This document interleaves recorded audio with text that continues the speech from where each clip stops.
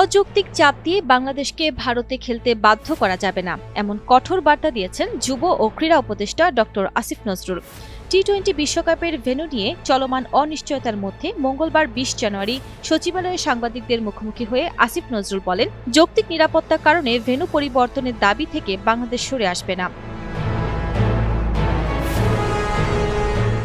আগামী ৭ ফেব্রুয়ারি শুরু হতে যাওয়া টি-20 বিশ্বকাপের আয়োজক দেশ ভারত ও শ্রীলঙ্কা। তবে নিরাপত্তার শঙ্কায় ভারতের মাটিতে খেলতে অনিচ্ছা জানিয়ে আগেই আইসিসিকে চিঠি দিয়েছে বাংলাদেশ ক্রিকেট বোর্ড বিসিবি। এই বিষয়ে ঢাকায় আইসিসি কর্মকর্তাদের সঙ্গে একাধিক বৈঠক হলেও এখনও কোনো সমাধান আসেনি।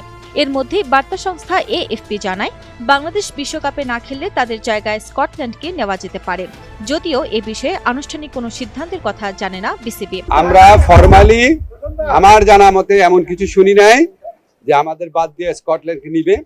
যদি আইসিসি ভারতীয় বোর্ডের কাছে মাথা নত করে আমাদের উপর চাপ সৃষ্টি করে অযৌক্তিক কোনো শর্ত চাপায় দেয়, আমরা সেই অযৌক্তিক শর্ত মানব না।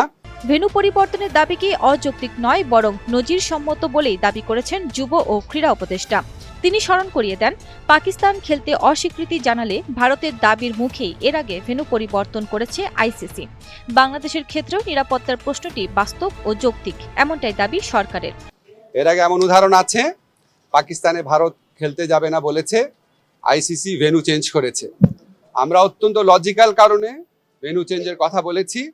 আমরা আমাদেরকে অযৌক্তিক প্রেসার প্রয়োগ করে, অযৌক্তিক চাপ সৃষ্টি করে আমাদেরকে ভারতে খেলাতে বাধ্য করা যাবে না।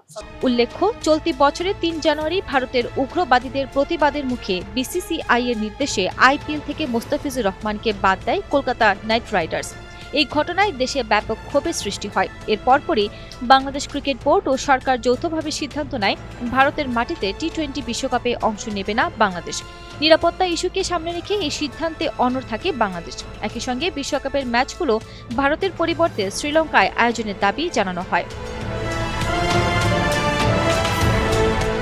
আসন্ন বিশ্বকাপে গ্রুপ সিতে বাংলাদেশের সঙ্গে রয়েছে ইংল্যান্ড, ওয়েস্ট ইন্ডিজ, নেপাল ও ইতালি।